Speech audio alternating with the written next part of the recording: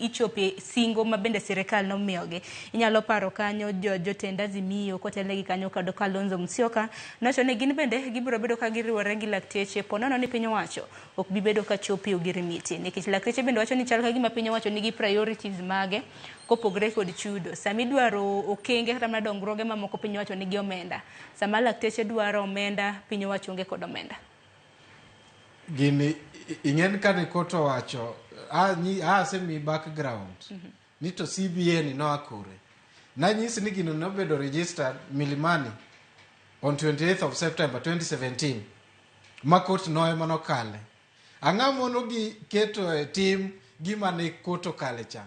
mondo waaka ok inyal wacho ni kot nodagi ni kik ong'any to the same court mano wacho ni gima wa register ni nyaka koro upute to into place. Koro en ni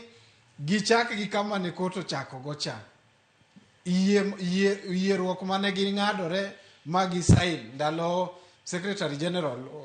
oumo luga nyaka kawuono sirkal ing'eno koro ok dongi wach ni ing'en gini notim ndalo mane ok wan e office koro sani ok wanyal kete into place. No, sirkal kidonje iting'o chuodho te iting'o ber duto te ma miyudo gima ibdonjogo. Koro en ni sirkal masani nyaka bed sirkal matimo gima chik ong'ado ok gibukre ni koro kot masani ni ema duong' moloyo manokwongo cha mane gima dakteche wacho ni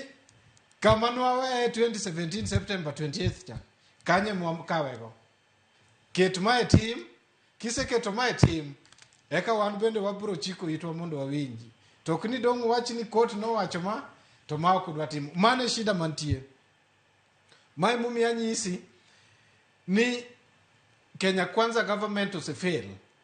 in fact no fail from the word go nikech ok dong' ibukri ng'at ma kia kata chuo sandan ni miketo bero jatend dakteche ni ene cabinet secretary mar health ng'ama kia kata chuo sandan ka Wilberforce kama monge mawuoyo kama ni en makori dong' ikete ni obedo mane problem ma wan ge Kenya ka alafu gima chak inyowa gialo pi